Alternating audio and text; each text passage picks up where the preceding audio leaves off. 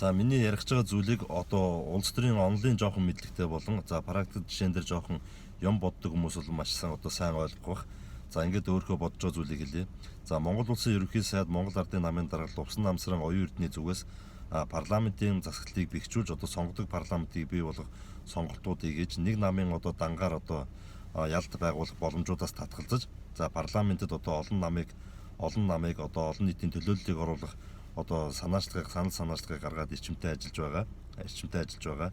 За ингээд энэ явцад одоо нэг үйл явдал болж байгаа. За тэрний юу гэхээр миний бас олон жилийн хугацаанд ярьжсэн арчилсан нам бол чадвартай байх ёстой. 2017 оны одоо намын даргын сонгуулиас хойш миний зүгээс юу гэж тодорхойлсон бэ гэх юм бол за арчилсан нам маань өөрөө өнгөрсөн 28 жилийн хугацаанд төрийг удирдах байсан нам дамсан манан бүлэглэлийн жигүүртэй ялагдлаа гэж хэлжсэн. За үүнээс хойш бол арчилсан намыг бол үндсэндээ би байхгүй болсонтой адилтгаж ярьдаг байсан. За олон мянган шудраг гишүүдийг бол үгүйсгээгүй, дэмжигчдийг үгүйсгээгүй. Зүгээр толгойд нь байгаа албан тушаалын хинэд туссан хэдэн хүмүүсийн дайн байлдаан. За төрийг бизнесийн байгууллага, бизнесийн шат болгож хувиргах, тийм ээ Монгол төрийг самрах гэсэн энэ одоо зүйл байсан байна гэдэг дээр одоо бат итгэлтэй ингээд үнэлтэй үгэж та бүхэндээ хуваалцдаг байсан. За ингээд одоо 2-3 хэсэг хуваагдсан намуудын толгойд нь одоо луу гам төмөр гэдэг одоо хуучин боловсролын сайд асан улсын хурлын гишүүн асан нөхөр одоо гарч ирсэн. За ерөнхийдөө нэг одоо хууль бус гэжсэн ч гэсэн улсын дээд шүүх манай улс эрх зүйд нийгэмтэй гэдгийг одоо баталгаажуулж за улсын дээд шүүх бүртгэж авснаар энэ асуудал мухарлагдсан гэж би хувьдаа ойлгосон. Энэ асуудлаач одоо нийтэд одоо сошиал сүлжээгээр хуваалцсан байдаг. За ингээд өнгөрсөн 2-3 хоногийн хугацаанд болж байгаа үйл явдлыг ингээд харахаар нөгөөд нэг одоо манан бүлэглэлийн арчилсан намыг одоо намыг үгүй болгож байсан. Намаар дамжуул төрийн эрхийг самарж байсан, төрд байгаа ард түмний боломж, төрийн боломжийг хулгайлж байсан нөхдүүдэд хамгаалах зүг рүү ингээд яваад өглөө. Үүнээс ямар дүгнэлт хийж гэнэ гэх юм бол ерөөсөө энэ нам маань өөрөө тоглоомын нам болчихсон юм байна. Гэдэг дүгнэлтийг хийж байна. Тэгээд үнэхээр харамсалтай байна. За тэгээд иргэний зүгээс Монгол Ардын намд ирэх барьж байгаа намд болон ялангуяа Увсан намсран оюун эрдэнэ болон удирдлагын багт нь иргэн үний зүгээс үүрэг өгж байна, даалгавар өгж байна.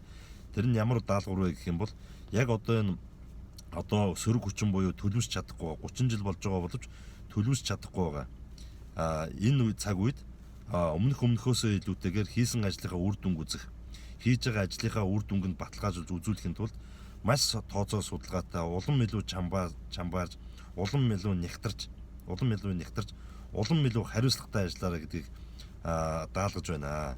За тэгээд мэдээж одоо 30 гаруй жилийн хугацаанд бухарцсан энэ одоо ерөнхий сайдын хэлснээр бол нүүрсний бүлэглэл, за зэсийн бүлэглэл, үүнийг дагсан жижиг хулгаан бүлэглэлүүдийг одоо дарахын тулд, үгүй болгохын тулд намыг цэвэрлж, сонгуулийн тогтолцоог одоо боловсронгуй болгож, сонгодог парламентыг бий болгохын тулд, парламентын засаглалыг бэхжүүлэхийн тулд өшөө сайн ажиллаарай. Энэ хийж байгаа ажил чинь өнөөдөр шууд одоо үр дүн харагдахгүй. Энэ бол аанда харагдана. За санхүүгийн байдлууд сэргэж байна. Энэ бол нүдэнд ил харагддаг. Тэгэхээр энэ тогтолцооны өөрчлөлттэй холбоотой энэ асуудлууд бол тэр амархан харагдахгүй. Тэгэхээр маш сайн одоо үр дүнг нь гаргахын тулд өшөө илүү сайн хичээж ажиллаарай. Зөв хүмүүсийг өөртөө татаарай. Хажуудаа байгаа төгжил одоо хүмүүсээс нэг хоногийн өмнөөс салаарай. За ингээд ажлын саад тэг болоод байгаа намуудад байгаа намд байгаа ах нар жоохон хэмжээ хязгаартай байгаарай.